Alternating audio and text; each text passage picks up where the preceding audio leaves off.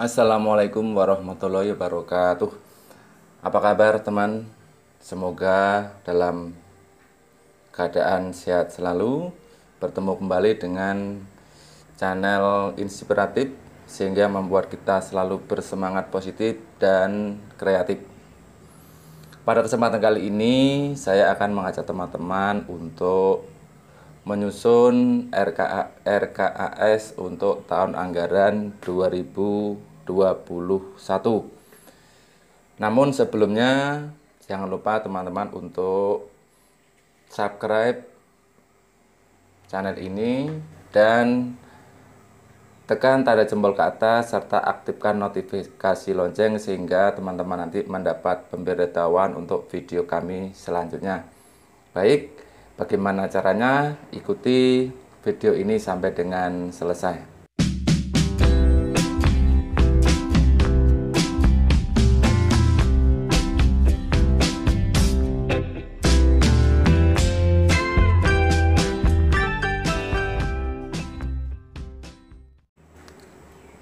Sebelum kita mengisi RKAS, ini akan saya sampaikan beberapa fitur aplikasi yang nantinya kita akan gunakan untuk dalam penyusunan RKAS tahun anggaran 2021.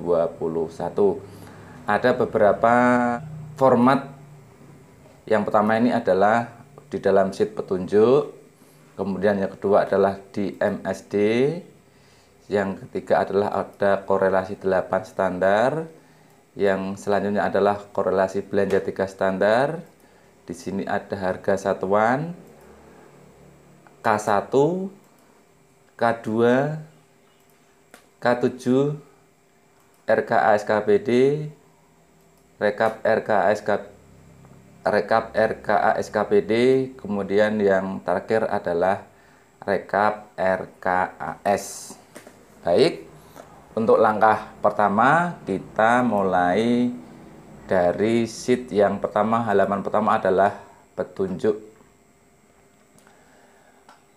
Karena ada perubahan jumlah penerimaan yang diterima oleh masing-masing sekolah, maka pada kolom C baris 1 ini adalah kita isi jumlah penerimaan dana BOS untuk sekolah masing-masing per siswa per tahun.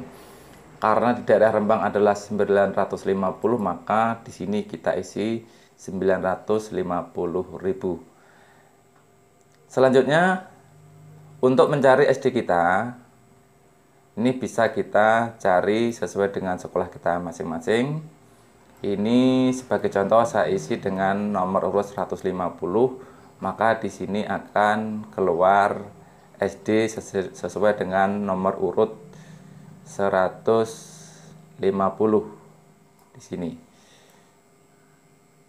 Untuk selanjutnya, karena ini yang data ini adalah data tahun 2019, maka untuk pengisian tahun ini kita sesuaikan dengan data siswa sesuai dengan data Dapodik per 31 Agustus 2020. Di sini saya ganti dengan angka 148 sesuai dengan Dapodik. Untuk berikutnya, tanggal pembuatan ini kita ganti dengan tahun 2021. Nama kepala sekolah, NIP, nama bendara, kemudian nama komite sekolah kita sesuaikan dengan kondisi sekarang ini. Kemudian untuk tahun anggaran kita ganti dengan tahun anggaran 2021. Dan untuk tahap 1 ini cukup kita ganti dengan tahun 2021. Berikutnya pada halaman petunjuk ini bisa kita lihat pembagian per triwulan dari dana yang kita anggarkan nantinya. Untuk triwulan 1, dana yang kita anggarkan adalah di sini ada 29 juta sekian. Ini adalah triwulan 2, 40%, triwulan 3, 23%, triwulan 4, 15%. Jadi angka-angka di sini adalah sebagai acuan untuk menyusun kita di dalam nanti menganggarkan per triwulan. Sedangkan yang di sebelah sini adalah laporan per tahap. Baik, selanjutnya sesudah kita mengisi data-data yang ada di dalam petunjuk ini, maka untuk selanjutnya kita mengisi di lembar MSD.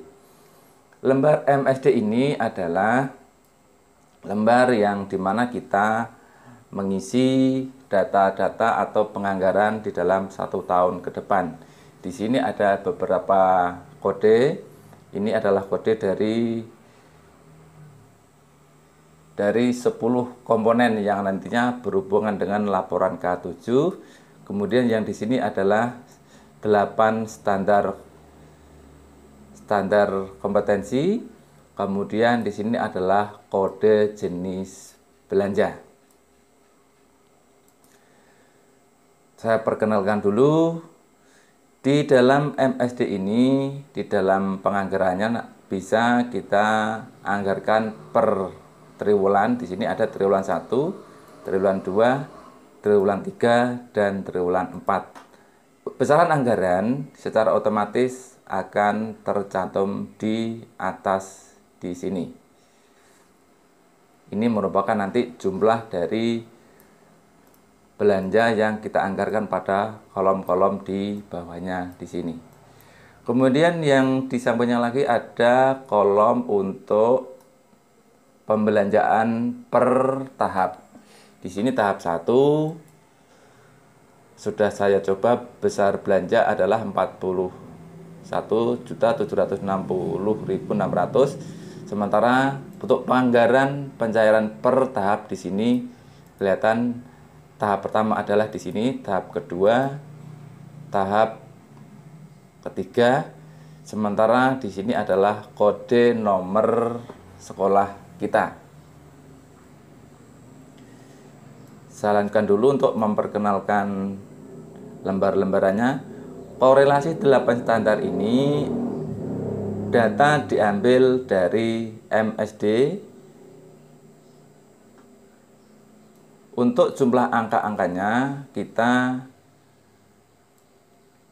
diambil dari pengkodean di dalam kita membuat RKAS. Di sini ada kode-kode angka yang nantinya adalah terhubung dengan kode di 8 standar. Di sini teman-teman.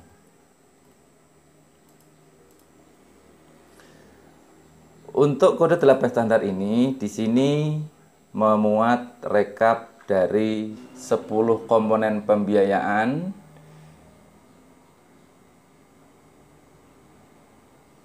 Kemudian ada rekap per tahap. Per tahap juga dipisah-pisah menjadi per 10 komponen pembelanjaan. Ada tahap 1. Di sini selanjutnya ada tahap 2.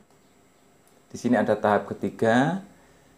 Selanjutnya, nah di sini ada juga rekap dari 8 kompetensi standar. Jadi antara angka-angka per tahap dan per komponen ini jumlahnya harus sesuai dengan pagu yang kita terima di dalam 1 tahun.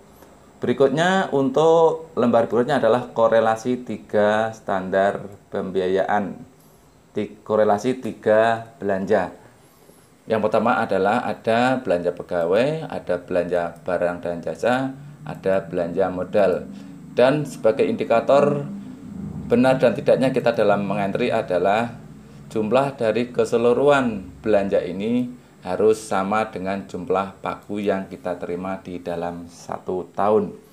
Angka-angka di sini juga diambil dari pembuatan kode kita di dalam input RKAS di dalam lembar MSD di sini.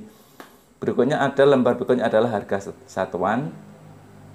Harga satuan di sini adalah harga dari kegiatan-kegiatan barang yang kita beli, yang kita anggarkan nanti di dalam RKAS, di dalam lembar MSD. Selanjutnya ada lembar K1 RKAS. K1 ini merupakan rekap dari RKAS di dalam 1 tahun. Jadi anggaran kita dalam 1 tahun di sini adalah jumlah di paling bawah di sini, sementara anggaran dari 8 standar kompetensi adalah ini pun data ini diambil dari korelasi 8 standar. Jadi saling berhubungan teman-teman. Berikutnya ada K2. K2 di sini menampilkan belanja kita di dalam per triwulan. Di sini ada triwulan 1, triwulan 2, triwulan 3, dan triwulan 4. Masing-masing jumlah yang kita anggarkan adalah untuk triwulan 1 di sini jumlahnya secara keseluruhan, dan jika kita jumlahkan maka per triwulan ini akan mendapatkan angka sesuai dengan pagu yang kita terima di dalam 1 tahun. Berikutnya ada lembar K7. Lembar K7 ini juga diambil dari korelasi 8 standar. Jadi teman-teman, untuk penginputan kode belanja di dalam MSD ini harus betul-betul sesuai dengan kode barang, sesuai dengan yang ada di tampilan paling atas di sini. Berikutnya dari K7 kemudian RKA SKPD. RKA SKPD ini datanya juga diambil dari korelasi 3 belanja, diambil dari sini datanya. Kemudian yang lembar berikutnya ada RRekap RKA SKPD. Indikatornya adalah jika jumlah akhir di sini adalah sesuai dengan pagu yang kita terima dalam 1 tahun, berarti yang kita entrikan sudah betul. Yang berikutnya juga ada rekap RKAS. Rekap RKAS ini juga harus menemukan jumlah akhir sesuai dengan pagu. Jika jumlah akhirnya tidak sesuai dengan pagu, maka bisa kita pastikan apa yang kita entrikan kurang betul. Hal itu disebabkan karena ada kekurangan atau kelebihan jenis belanja. Baik teman-teman, itu adalah pengenalan lembar-lembar yang akan kita isi yang saling berhubungan di dalam penyusunan RKAS. Kita mulai. Sesudah kita menyelesaikan isian dari jumlah yang kita terima dalam 1 tahun, kemudian nomor urut sekolah, kemudian di sini kita isikan kepala sekolah, bendara, komite, serta tanggal-tanggal dan tahun. Maka untuk selanjutnya kita buka lembar MSD. Perlu kita ketahui, isian ini akan sangat berhubungan dan terkorelasi terhubung dengan lembar-lembar yang ada di sini. Jadi lembar di sini harus kita tampilkan data yang benar. Baik.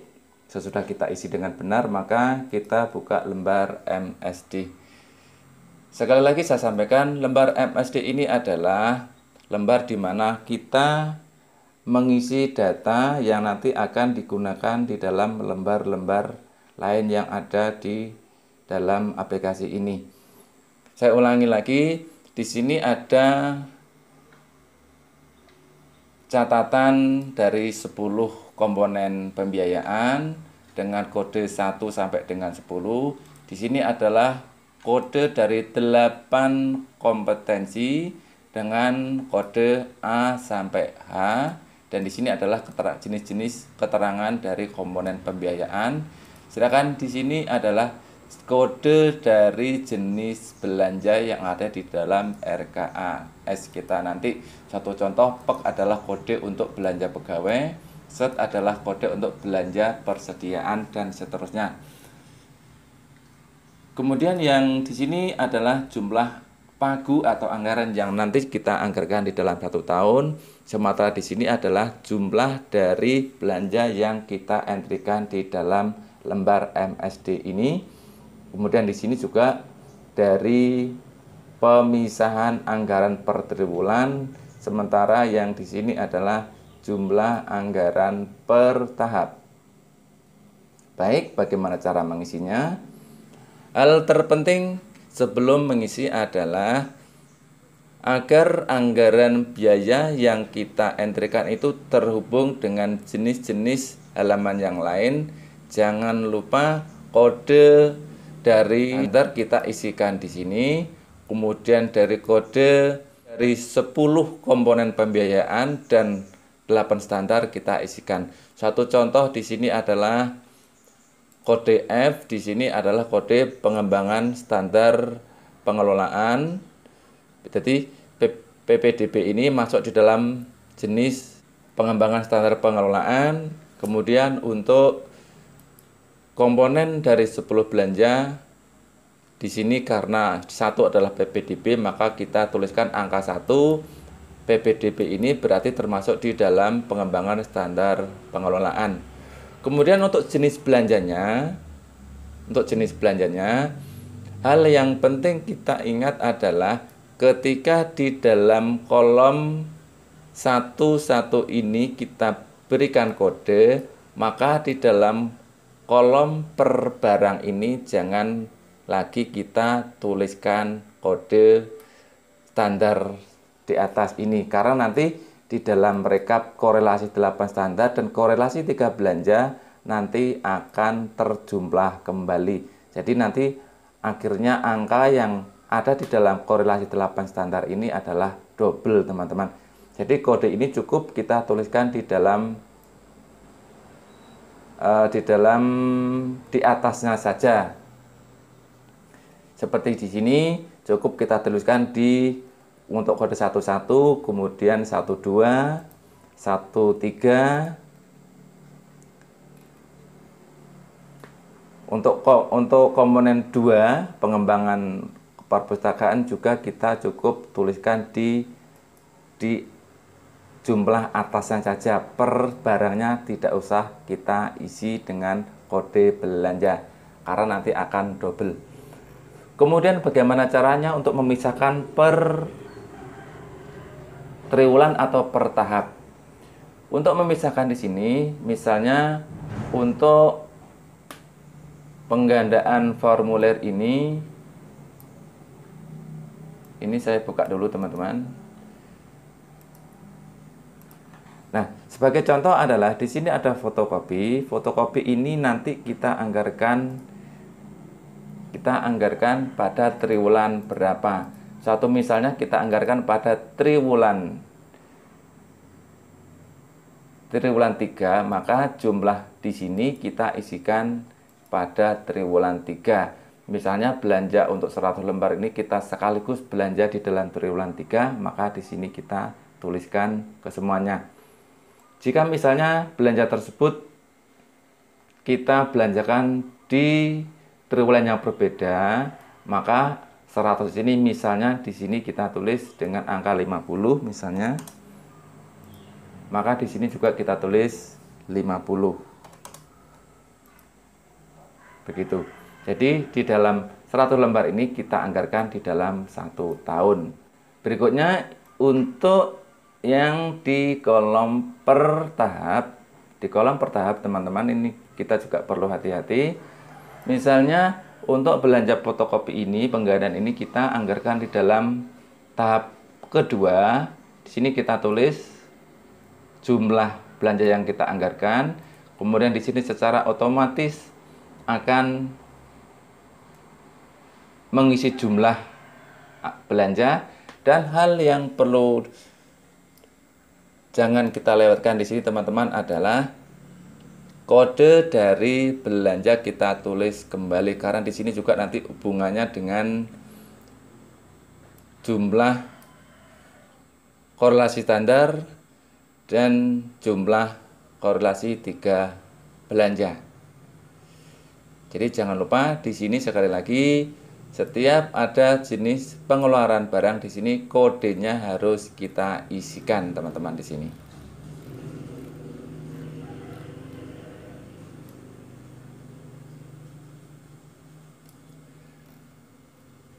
Selanjutnya, apabila di dalam lembaran ini kita anggap kolomnya kurang dari jumlah rencana belanja yang akan kita anggarkan, maka di sini bisa kita insertkan, teman-teman, ya. Kita insertkan barisnya. Kemudian jangan lupa kita rumusnya di sini harus kita kopikan, kita tarik dengan menarik ke bawah seperti ini. Sama juga dengan kolom-kolom per triwulan dan per tahap. Kita kopikan rumusnya seperti ini. Kita tarik ke bawah.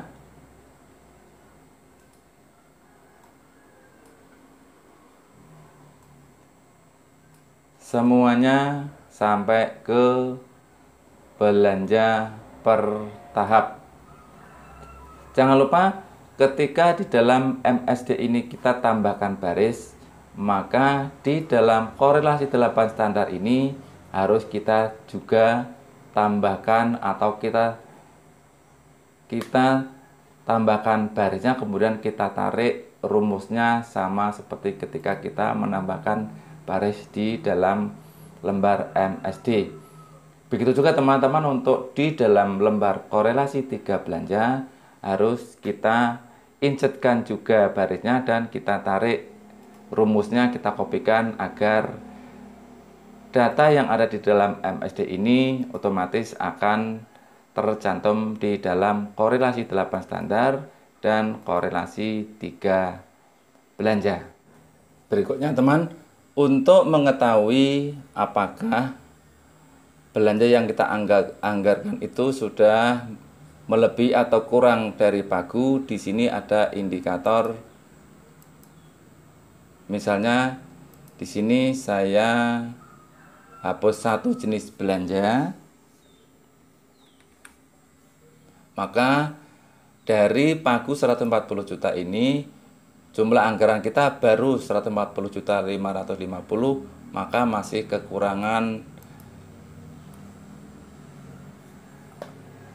kekurangan belanja sebanyak Rp50.000. Jadi di sini adalah indikator apakah belanja yang kita anggarkan sudah sesuai dengan pagu atau belum. Sama juga di sini untuk per triwulan teman-teman ya. Di sini adalah jumlahnya.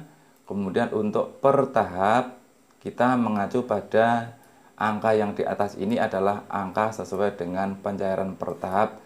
Jadi di sini ada kurang lebih dari jumlah anggaran yang kita anggarkan di dalam per tahap. Demikian teman, sebagai langkah awal penyusunan RKAS pada tahun anggaran 2021.